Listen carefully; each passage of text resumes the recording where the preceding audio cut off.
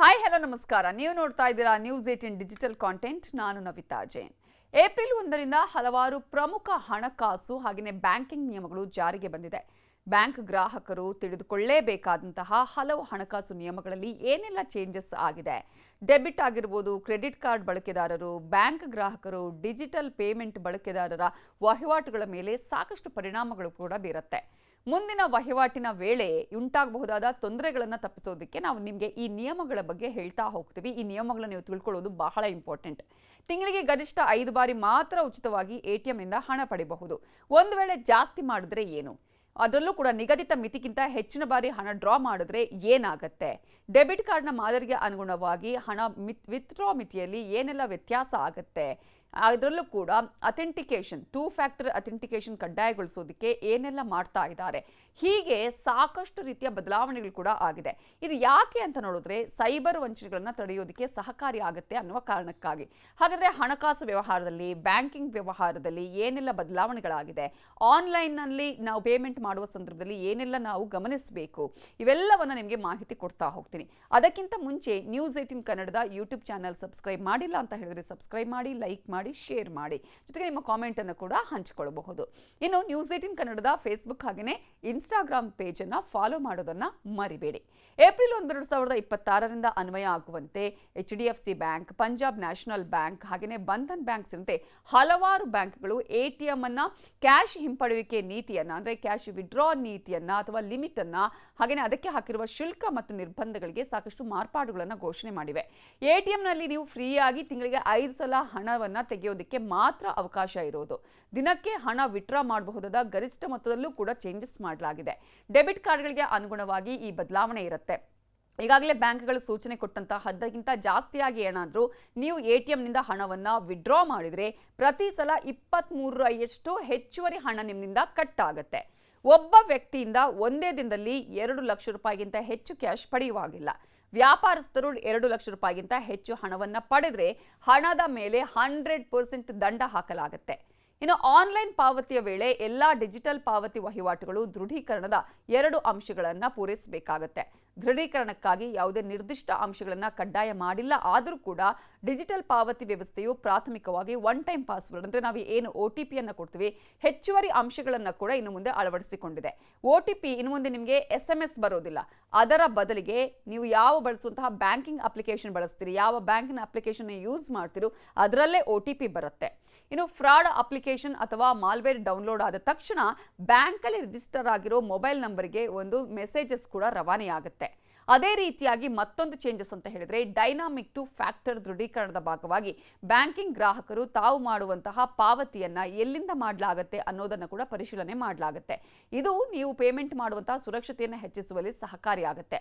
ಸಾಮಾನ್ಯವಾಗಿ ಕೆಲವು ಗ್ರಾಹಕರು ಆನ್ಲೈನ್ ಪೇಮೆಂಟ್ ವೇಳೆ ಸ್ಕ್ರೀನ್ ಶಾಟ್ ತೆಗೆದುಕೊಳ್ಳುವುದನ್ನು ರೂಢಿಸಿಕೊಂಡು ಬಂದಿರ್ತಾರೆ.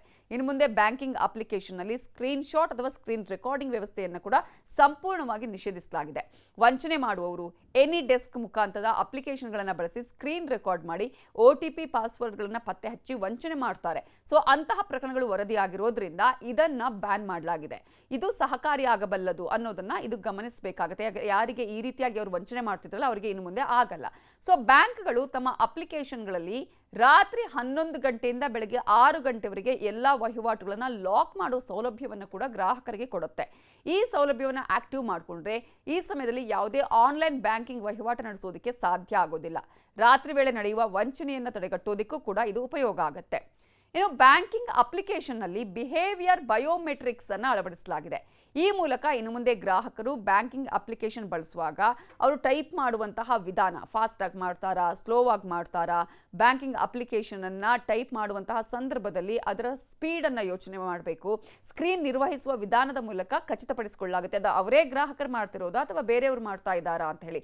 ಆ ಮೂಲಕ ಸರಿಯಾದ ಗ್ರಾಹಕರು ಲಾಗಿನ್ ಆಗಿದ್ದಾರಾ ಅನ್ನೋದನ್ನು ಕೂಡ ಖಚಿತಪಡಿಸಿಕೊಳ್ಳೋದಕ್ಕೆ ಇದು ಹೆಲ್ಪ್ ಆಗುತ್ತೆ. ಬ್ಯಾಂಕಿಂಗ್ ಅಪ್ಲಿಕೇಶನ್ ಮೂಲಕ ದೊಡ್ಡ ಮಟ್ಟದ ವಹಿವಾಟು ನಡೆದರೆ ಅಂದ್ರೆ 5 ಲಕ್ಷಕ್ಕಿಂತ ಮೇಲ್ಪಟ್ಟು ಮಾಡುವ ಎಲ್ಲಾ ವಹಿವಾಟಿಗೆ ಆಧಾರ್ ಲಿಂಕ್, ಫಿಂಗರ್ ಪ್ರಿಂಟ್ ಅಥವಾ ಫೇಸ್ ಸ್ಕ್ಯಾನ್ ಅನ್ನ ಇನ್ನು ಮುಂದೆ ಕೇಳಲಾಗುತ್ತೆ. ಇದಿಲ್ಲದೆ ಯಾವುದೇ ಪೇಮೆಂಟ್ ಕೂಡ ಮಾಡೋದಕ್ಕೆ ಸಾಧ್ಯ ಆಗೋದಿಲ್ಲ. ಇದರೊಂದಿಗೆ ಆನ್ಲೈನ್ ಪಾವತಿಯ ವೇಳೆ ಹೆಚ್ಚುವರಿ ಪ್ರಶ್ನೆಗಳನ್ನು ಕೇಳಲಾಗುತ್ತೆ. ಅಂದ್ರೆ ನೀವೇನಾ ಅಂತ ಹೇಳಿ ಅಥೆಂಟಿಕೇಶನ್ ಮಾಡೋಕೆ ಈ ಪ್ರಶ್ನೆಯನ್ನ ಕೇಳ್ತಾರೆ, ಉತ್ತರವನ್ನ ಬಯಸ್ತಾರೆ. ಭದ್ರತಾ ಕಾರಣಕ್ಕಾಗಿ ತಾಯಿಯ ಹೆಸರು, ಓದಿದ ಶಾಲೆ, ಹೀಗೆ ಅನೇಕ ಪ್ರಶ್ನೆಗಳು ಏನು ಇರುತ್ತೆ ಅದರಲ್ಲಿ ಆ ಒಂದು ಮಾಹಿತಿಗಳನ್ನ ನೀವು ಕೊಡಬೇಕಾಗತ್ತೆ. ಈ ಮಾಹಿತಿಗಳು ಅಲ್ಲಿ ಹೊಂದಿಕೆ ಆದ್ರೆ ಮಾತ್ರ ಪೇಮೆಂಟ್ ವಿಂಡೋ ಮುಂದೆ ಸಾಗುತ್ತೆ, ಇಲ್ಲಾದ್ರೆ ಅಲ್ಲೇ ಸ್ಟಾಪ್ ಆಗುತ್ತೆ.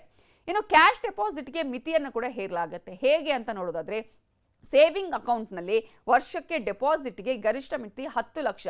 ಅಂದರೆ ಪ್ಯಾನ್ ಕಾರ್ಡ್ ಇದ್ದವರಿಗೆ ಇದು ಅನ್ವಯ ಆಗುತ್ತೆ. ಒಂದು ವೇಳೆ ನಿಮ್ಮ ಹತ್ರ ಪ್ಯಾನ್ ಕಾರ್ಡ್ ಇಲ್ಲ ಅಂತ ಹೇಳಿದ್ರೆ ಉಳಿತಾಯ ಖಾತೆಗೆ ವರ್ಷಕ್ಕೆ ಡೆಪಾಸಿಟ್ನ ಗರಿಷ್ಠ ಮಿತಿ 5 ಲಕ್ಷ ಮಾತ್ರ ಇರುತ್ತೆ. ಇನ್ನು ಕರೆಂಟ್ ಅಕೌಂಟ್ಗೆ ವರ್ಷಕ್ಕೆ ಡೆಪಾಸಿಟ್ನಲ್ಲಿ ಗರಿಷ್ಠ ಮಿತಿ 50 ಲಕ್ಷ ಆದರೆ ಗರಿಷ್ಠ ಮಿತಿಗಿಂತ ಹೆಚ್ಚು ಹಣ ಏನಾದರೂ ಡೆಪಾಸಿಟ್ ಮಾಡಿದ್ರೆ ಆಗ ನೀವು ಸ್ಪಷ್ಟನೆ ಕೊಡಬೇಕಾಗತ್ತೆ. ಯಾಕೆ, ಏನು, ಎಲ್ಲಿಂದ ಅನ್ನೋದ್ರ ಬಗ್ಗೆ ಮಾಹಿತಿ ಕೊಡಬೇಕಾಗತ್ತೆ. ಬ್ಯಾಂಕ್ಗಳಿಂದ ಆದಾಯ ತೆರಿಗೆ ಇಲಾಖೆಗೂ ಕೂಡ ಅವರು ಮಾಹಿತಿಯನ್ನು ನೀಡಬೇಕಾಗುತ್ತೆ. ಇಷ್ಟು ಅಮೌಂಟ್ ಜಾಸ್ತಿ ಆಗಿದೆ, ಇವರ ಕೋಟಿಗಟ್ಟಲೆ ಟರ್ನ್ ಓವರ್ ಆಗಿದೆ ಅಂತ ಹೇಳಿ. ಮಿತಿಗಿಂತ ಹೆಚ್ಚು ನಗದು ಪಾವತಿಸಿದ್ದಲ್ಲಿ ಐಟಿಗೂ ಸ್ಪಷ್ಟನೆ ಕೊಡಬೇಕಾಗತ್ತೆ. ಐಟಿಗೆ ಸ್ಪಷ್ಟನೆ ಕೊಡದಿದ್ರೆ 84% ದಂಡ ಅಥವಾ ತೆರಿಗೆಯನ್ನ ವಿಧಿಸುವಂತಹ ಚಾನ್ಸಸ್ ಇದೆ.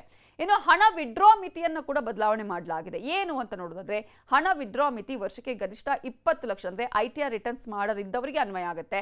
20 ಲಕ್ಷಕ್ಕಿಂತ ಹೆಚ್ಚು ವಿತ್ಡ್ರಾ ಮಾಡಿದ್ರೆ 2% TDS ಕಟ್ ಆಗುತ್ತೆ. 1 ಕೋಟಿಗಿಂತ ಹೆಚ್ಚು ವಿತ್ಡ್ರಾ ಮಾಡಿದ್ರೆ 5% TDS ಕಟ್ ಆಗುತ್ತೆ. ಕ್ರೆಡಿಟ್ ಕಾರ್ಡ್ ಪಡೆಯೋದಕ್ಕೆ ಅಥವಾ ಅದನ್ನ ರಿನಿವಲ್ ಮಾಡ್ಕೊಳ್ಳೋದಕ್ಕೆ ಪ್ಯಾನ್ ಕಡ್ಡಾಯ ಆಗುತ್ತೆ, ಆ ನಂಬರ್ ಕೊಡಬೇಕಾಗುತ್ತೆ. ಇನ್ನು UPI ವಿತ್ಡ್ರಾ ಮಾಡಿದ್ರೆ 23 ರೂಪಾಯಿ ಶುಲ್ಕ ಆಗುತ್ತೆ. ATM ವಿತ್ಡ್ರಾ ಮಿತಿ ಮೀರಿದ್ರೆ ಆಗಲೇ ಹೇಳಿದಾಗ 23 ರಿಂದ 25 ರೂಪಾಯಿ ಶುಲ್ಕವನ್ನು ನೀವು ಕಟ್ಟಬೇಕಾಗುತ್ತೆ. ಇನ್ನು ಕೆಲವು ಬ್ಯಾಂಕ್ಗಳು ಕೂಡ ಒಂದಷ್ಟು ಚೇಂಜಸ್ ಮಾಡಿಕೊಂಡಿದೆ. SBI ಕ್ರೆಡಿಟ್ ಕಾರ್ಡ್ಗೆ ಸಂಬಂಧಪಟ್ಟ ಹಾಗೆ SBI ಕಾರ್ಡ್ ಗ್ರಾಹಕರು ಏಪ್ರಿಲ್ 1 ರಿಂದ ರಿವಾರ್ಡ್ ಪಾಯಿಂಟ್ಗಳನ್ನು ಸ್ಟೇಟ್ಮೆಂಟ್ ಕ್ರೆಡಿಟ್ ಆಗಿ ಪರಿವರ್ತನೆ ಮಾಡೋದ್ರ ಬಗ್ಗೆ ಕೂಡ ಈಗಾಗಲೇ ಈ ಬ್ಯಾಂಕ್ ಆಲ್ರೆಡಿ ಇನ್ಫಾರ್ಮೇಶನ್ ಕೊಟ್ಟಿದೆ. ಇನ್ನು ಅದರ ಬ್ಯಾಂಕ್ನ ವೆಬ್ಸೈಟ್ ಅಲ್ಲೂ ಕೂಡ ಇದರ ಬಗ್ಗೆ ಮಾಹಿತಿ ಇದೆ. ಸಾಲ ದರಗಳಲ್ಲಿನ ಬದಲಾವಣೆ, ಸ್ಥಿರ ಠೇವಣಿ ಬಡ್ಡಿ ದರ, ATM ನಗದು ಪಡೆಯುವಿಕೆ, ಲಾಕರ್ ಶುಲ್ಕ ಇವೆಲ್ಲವನ್ನು ಕೂಡ ರಿನಿವಲ್ ಮಾಡಲಾಗಿದೆ. HDFC ಬ್ಯಾಂಕಲ್ಲೂ ಕೂಡ ಅನೇಕ ನಿಯಮಗಳು ಈಗಾಗಲೇ ಜಾರಿಗೆ ಬಂದಿದೆ. ಇನ್ನು ರುಪೇ ಡೆಬಿಟ್ ಕಾರ್ಡ್ನಲ್ಲಿ ನೀವು ರುಪೇ ಪ್ಲಾಟಿನಂ ಡೆಬಿಟ್ ಕಾರ್ಡ್ ದಾರರಾದರೆ ಏಪ್ರಿಲ್ 1 ರಿಂದ ಆಲ್ರೆಡಿ ದೇಶೀಯ ಮತ್ತು ಅಂತಾರಾಷ್ಟ್ರೀಯ ವಿಮಾನ ನಿಲ್ದಾಣಗಳಲ್ಲಿ ಉಚಿತವಾಗಿ ನೀವು ರೈಲು ಲಾಂಜ್ಗಳನ್ನು ಪ್ರವೇಶ ಮಾಡೋದಕ್ಕೂ ಆಗೋದಿಲ್ಲ ಅಥವಾ ವಿಮಾನ ನಿಲ್ದಾಣಗಳಲ್ಲಿ ನೀವು ಪ್ರವೇಶ ಮಾಡೋದಕ್ಕೆ ಸಾಧ್ಯ ಆಗೋದಿಲ್ಲ. ಯಾಕಂದ್ರೆ ಇದಕ್ಕೆ ಸಂಬಂಧಪಟ್ಟ ಹಾಗೆ ಕೆಲವು ನಿಯಮಗಳು ಹೊಸದಾಗಿ ಜಾರಿಯಾಗಿದೆ. ವಿಮಾನ ನಿಲ್ದಾಣ ಅಥವಾ ರೈಲ್ವೆ ಲಾಂಜ್ ಪ್ರವೇಶ ಪ್ರಯೋಜನಗಳಿಗೆ ಅರ್ಹತೆಯನ್ನ ಪಡಿಬೇಕು. ಅದಕ್ಕಾಗಿ ಗ್ರಾಹಕರು ಬ್ಯಾಂಕ್ ನಿರ್ದಿಷ್ಟಪಡಿಸಿದಂತಹ ಖಚಿತ ಮಾನದಂಡಗಳನ್ನು ಪೂರೈಸಬೇಕಾಗತ್ತೆ. ಹಾಗಾಗಿ ಬ್ಯಾಂಕ್ ವ್ಯವಹಾರ ಮಾಡುವವರು, ಡೆಬಿಟ್ ಕಾರ್ಡ್ ಯೂಸ್ ಮಾಡುವವರು, ಕ್ರೆಡಿಟ್ ಕಾರ್ಡ್ ಯೂಸ್ ಮಾಡುವವರು, ಕ್ಯಾಶ್ ವಿಡ್ರಾ ಮಾಡುವವರು, ATM ಬಳಕೆ ಮಾಡುವವರು ಇವರೆಲ್ಲರೂ ಕೂಡ ಈ ಎಲ್ಲ ಅಂಶಗಳನ್ನ ಗಮನದಲ್ಲಿ ಇಟ್ಕೊಳ್ಳಬೇಕಾಗತ್ತೆ.